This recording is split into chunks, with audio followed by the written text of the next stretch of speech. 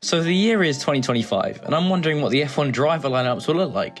Now before we start, I just want to let you know that these are my opinions and they're probably wrong. But how do you think the 2025 F1 driver lineups will turn out to be?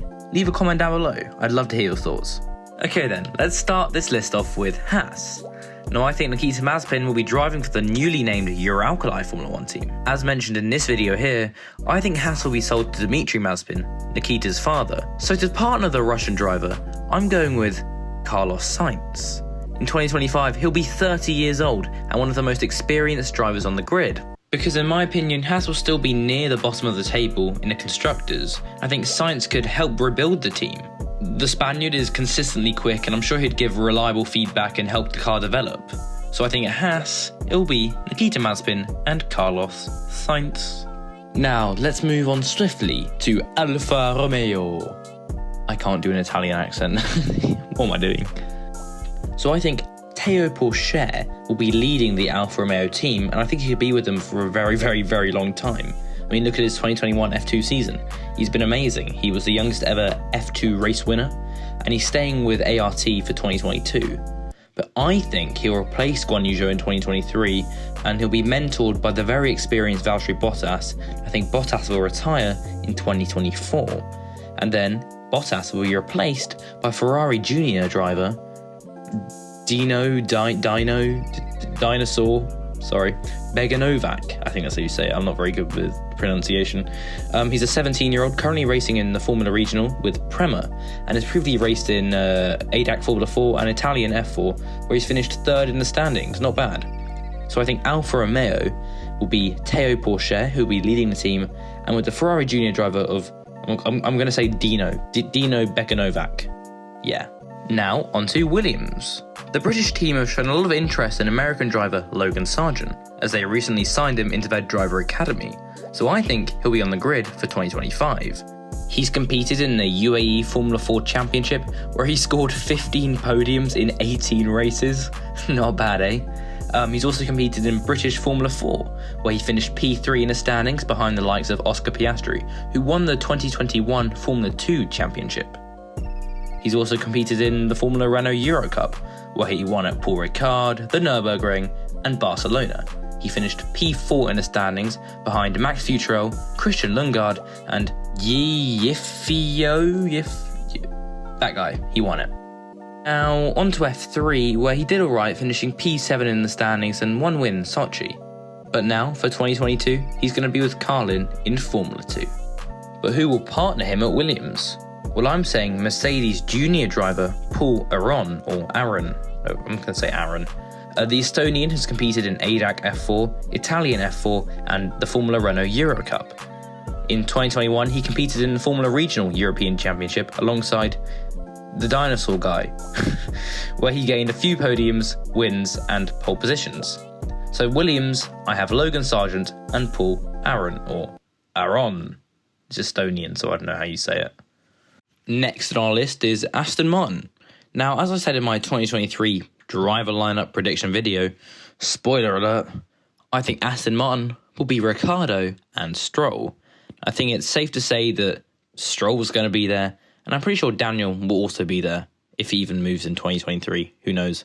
So yeah, I think Daniel will help build the team if he's there. And yeah, that's about it on this one. Not a lot to say. Following on from Aston Martin, we have Alfa Tauri.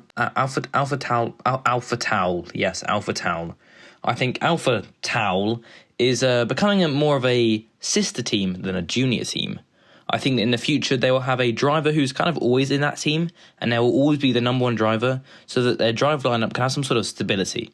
This means that one driver will probably never go to the top Red Bull team, but at least they have a seat in F1, which is the thing we all want, isn't it? So I think that other seat will just be a dumping ground for the Red Bull Driver Academy. We'll just have loads of drivers just passing through that seat. An example of the stable driver will be Pierre Gasly. He's been there for like 5 years at this point, and the other seat has been filled with the likes of Daniel Kvyat, Yuki Tsunoda, etc., etc. Now I think Gasly's time in that Red Bull owned seat is up, so I think he'll be replaced by Liam Lawson, who will take over that role of that stable driver.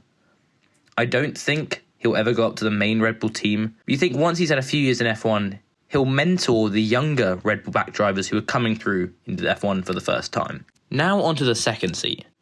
Now, knowing the Red Bull Driver Academy, anyone could be in that seat. I mean, for all we know, Nico Rosberg could end up going to the Red Bull Driver Academy and being in AlphaTauri. But I'm going for Jack Crawford.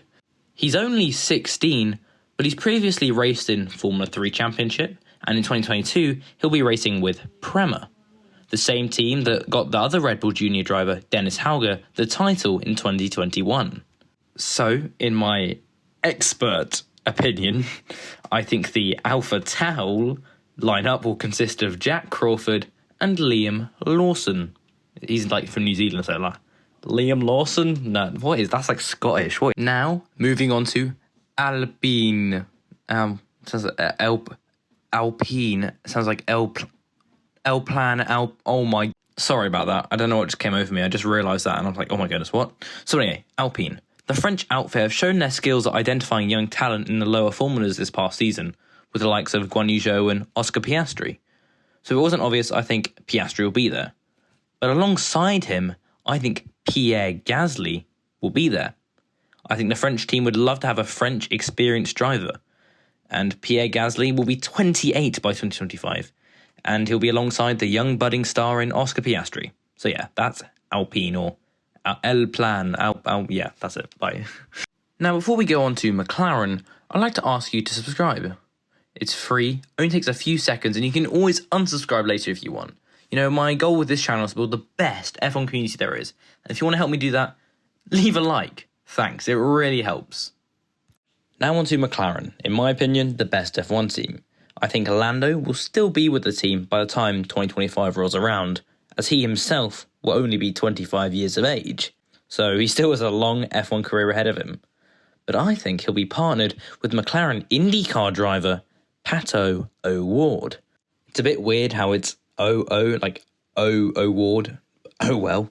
So yeah, the Papaya team have shown a lot of interest in the young Mexican driver, as he recently completed the post-season testing in Abu Dhabi. So I think it's inevitable that Lando and Pato will be together in the McLaren in 2025. Now, Ferrari is the easiest of them all. It's Charles Leclerc and Mick Schumacher. I'm sure most of us can agree on this, right?